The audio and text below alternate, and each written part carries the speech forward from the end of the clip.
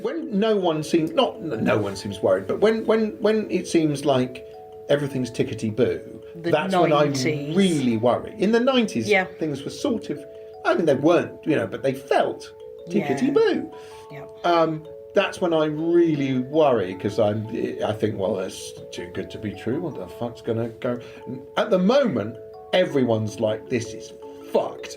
Everything's fucking fucked, which makes me just conversely somewhat optimistic. Hello and welcome to Freelance Pods. My name's Suchandrika Chakrabarti and I'll be your host.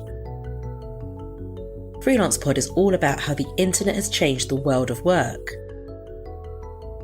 On each episode, I'll speak to a guest about freelancing, side hustles, the gig economy, jobs that weren't possible before the internet, and how moving from an analogue to a digital age has revolutionised the way we work. If you'd like to get involved in the conversation, I'd love to hear from you. So please do follow Freelance Pod on Twitter and Instagram. You can also join the Facebook group, and you don't have to be a freelancer to get involved. So earlier this week, I sat down with Charlie Brooker and wrote a profile of him for New Statesman magazine. I'll put the link in the show notes. And obviously we talked about Bandersnatch, which has been the choose your own adventure on Netflix that everyone's been talking about. I also asked him for details on Black Mirror season 5. Didn't get that many, but sometimes, I think it's what he didn't say that gave it away. And we also delve into his memories of the 80s being recreated in Bandersnatch, the music, and how much his kids love the Alexa. So here you go, enjoy. About China, as in not the thing that cups are made out of, but the country. And is this the 5-star rating? Yeah. thing? Do you want to start with that? So I'll give you an example. 10 schools in China are giving pupils uniforms with chips that record their location. There's facial recognition, so they can't fall asleep in class. All of that. Are you scared? Yes. I mean, I haven't read that much about it. I've lots and lots of people have sent me articles about that system in China. Yeah. It's like the world functions as a Black Mirror alert system for me, where people just say, "Have you seen this? This is a bit Black Mirror, isn't it?" Yeah. And so I read one thing saying this is just like Black Mirror, and then I read another article that said, "No, it's not. It's not. Come on, everyone, stop demonising the Chinese. It's not that sinister." And then, so it certainly sounds sinister. Yeah. Sounds pretty sinister. Yeah, I would say it's slightly terrifying. It's a bit like, I can't work out how terrifying it is, because it's sort of happening over there on the other side of a hill. It's a bit like that. It's a bit like knowing that something potentially horrifying is happening on the other side of a hill, which may make its way. Should I only care about it when it's affecting me and my family? Or should I care about it on the... I don't know. It's coming, isn't it? It's coming. I mean...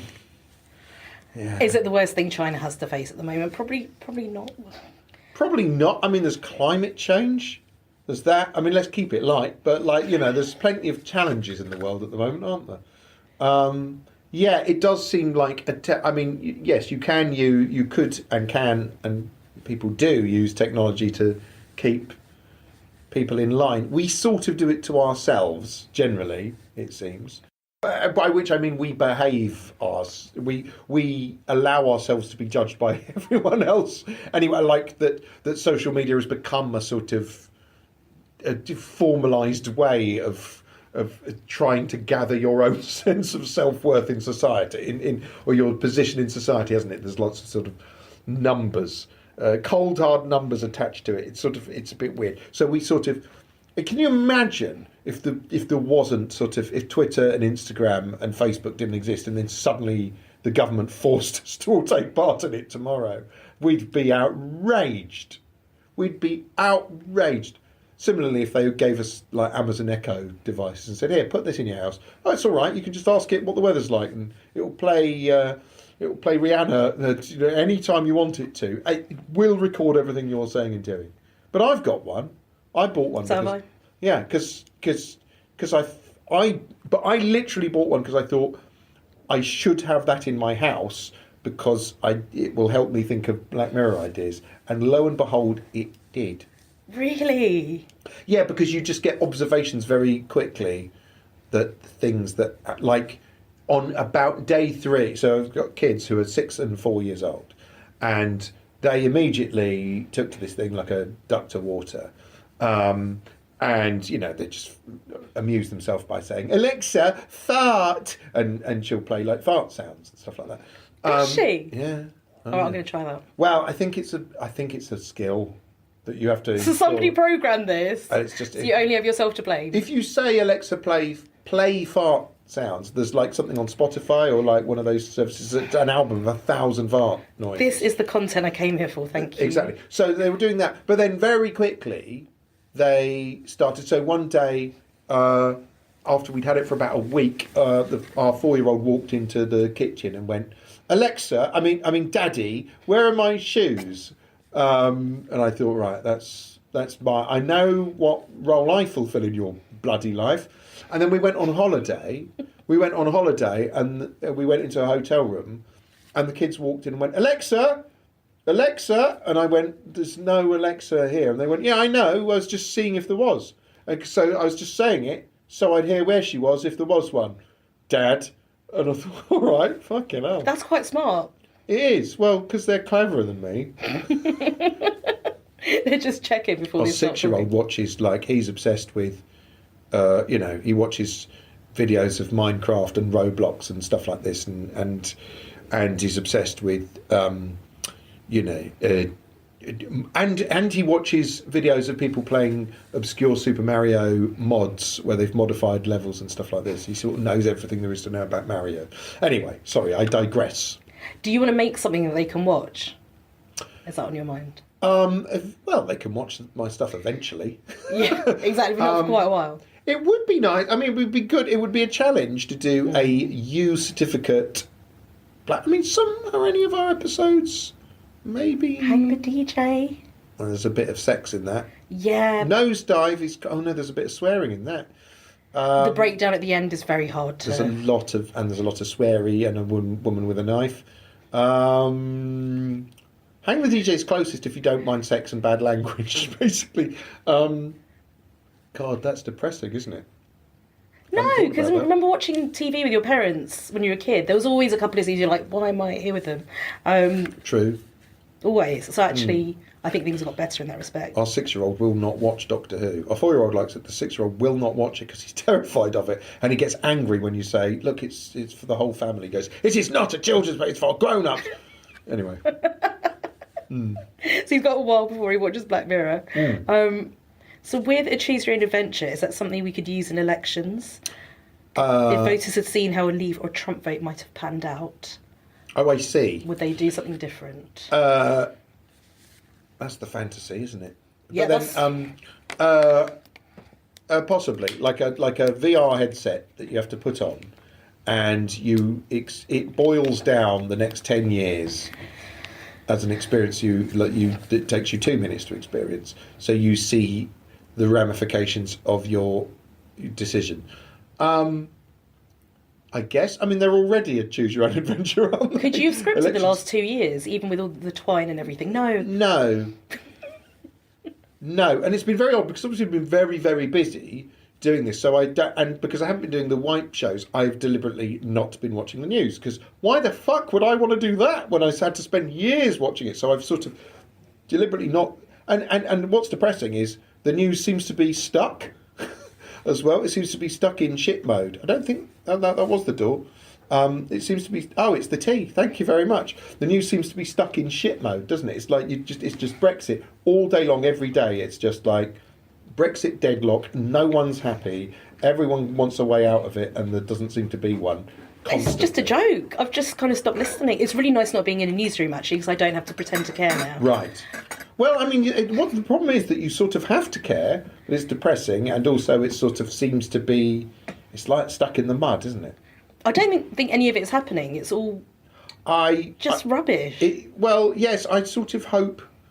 I hope it all goes away out of sheer. We just get sheer boredom. It'll be embarrassing for us as a Thank country, you. but I think we've been embarrassed enough. Yeah, although the States is rivaling us for that, isn't it? Embarrassment generally. Well, not embarrassment, but just like it's undeniably interesting what's going on in the States. No one mentioned it at the Globes the other night. No one mentioned it in the hosting. So I think people are a bit done. They're just like, he's a crazy, terrible man. He doesn't really stand for us. Let's wait until we get rid of him. Robert Mueller will sort it. Right. Yeah, that's the hope. They've got a saviour. We don't have one. Juncker? Yeah, no. No, we don't, do we? No. Someone will come along. What's that song? A hero comes along in bloody hell. But who's that going to be? Oh, God, that's depressing. You were almost quite positive there for a second, so... Well, I sort of have had to, in a contrary way, when the world... I've said this before when no one seems... Not no one seems worried, but when it seems like everything's tickety-boo, that's 90s. When I really worry. In the 90s, things were sort of... I mean, they weren't, but they felt tickety-boo. Yeah. That's when I really worry, because I think, well, that's too good to be true. What the fuck's going to go? At the moment, everyone's like, this is fucked. Everything's fucking fucked. Which makes me just conversely somewhat optimistic, because that makes me feel like, oh, so everyone's on the lookout and everyone's worried and everyone's engaged and everyone's thinking, so hopefully, collectively, we will actually sort this stuff out. The problem is then I get all complacent and go, it'll be fine. And then next thing you know, I'll be standing on a patch of waste ground with a fucking rudimentary spear I've made out of a bit of battered old shopping trolley and some barbed wire with dog shit on it, and I'm fucking stabbing like some alt-right android scorpion warrior in the face in order to hold on to a bit of irradiated water I'm drinking out of an old Heinz tomato soup can. That's Metalhead then. Like Metalhead. Yeah. That's what 2023 will consist of. So anyway, I'll keep it light. So which of the previous Black Mirrors have the most in common with Bandersnatch? Playtest is one which is about games. In a way, probably more than Bandersnatch is. And messing with someone's mind as well. Messing with someone's mind. White Bear also, obviously, there's the sort of the symbol from White Bear shows up a lot in Bandersnatch. And that came about, that was one of those nice little moments where we had the idea for Bandersnatch where, the central conceit was you do a choose your own adventure and you, the person you're giving commands to, becomes aware that you are there. Basically, so you are the problem in the story. And at one point early on, I was trying to draw a flowchart, and I drew a sort of thing that branched off to two, and I thought, oh, hang on, that looks like that's the symbol from White Bear. Well, we've got to incorporate that in the story, and it seemed thematically right. So actually, there's a bit of stuff in there. There's one branch he goes down where he sort of believes there was this. He has a dream about this government conspiracy thing, program and control thing.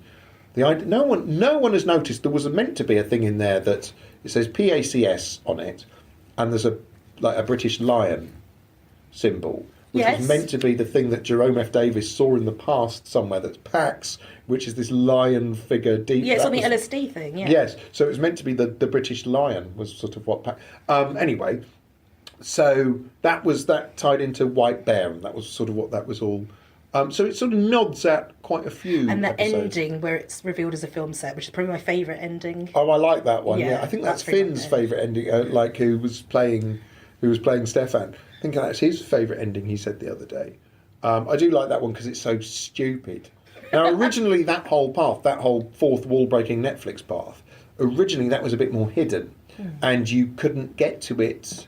The idea was going to be you couldn't get to it on first playthrough; it would be impossible. It would arrive as an option on your second playthrough.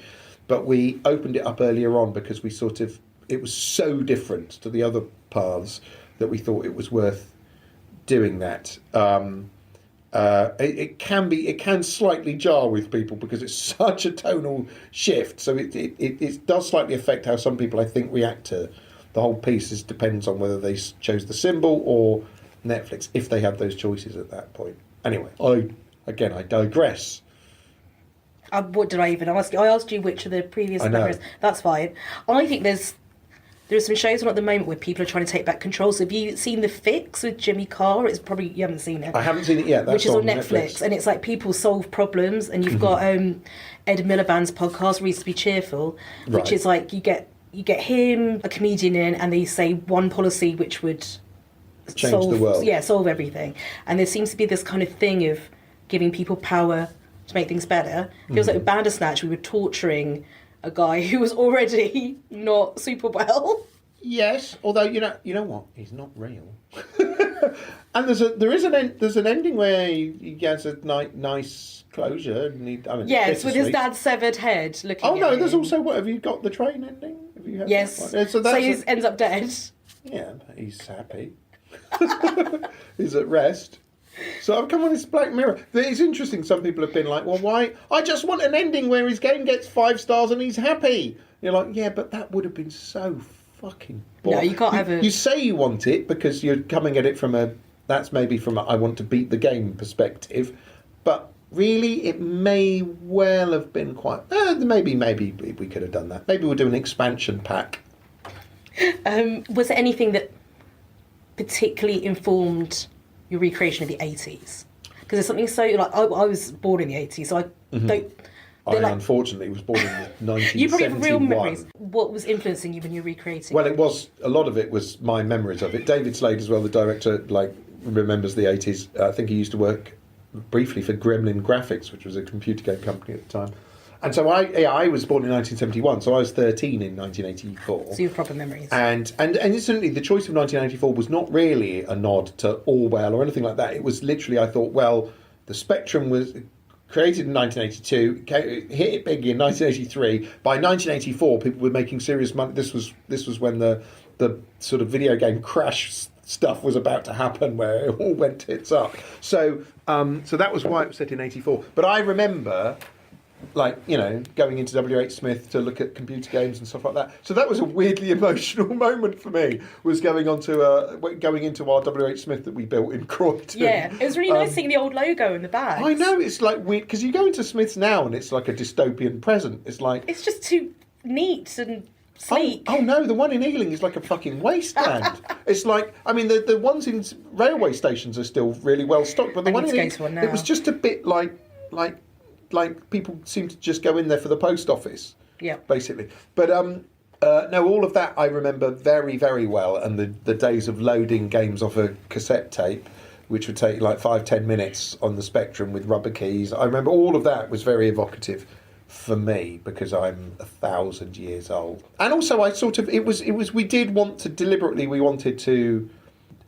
I thought, well, I've often wanted to do something that was about retro gaming, and I thought I don't want to make it like an American thing, because I feel like I've seen that. I feel like I hear a lot about the American 80s and tech sort of... and I wanted to do something that was about the British games industry, which was quirky and weird, and a lot of those... There were, young people who wrote games and often wrote them on their own and went mad or got terrible pressure on them.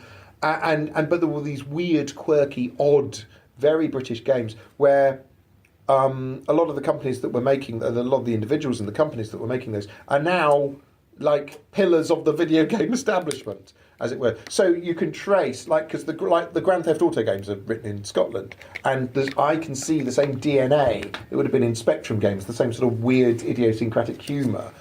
There's a solid through line of all of that. And how about the music as well? The music. A song that you couldn't have made it without, like San Junipero.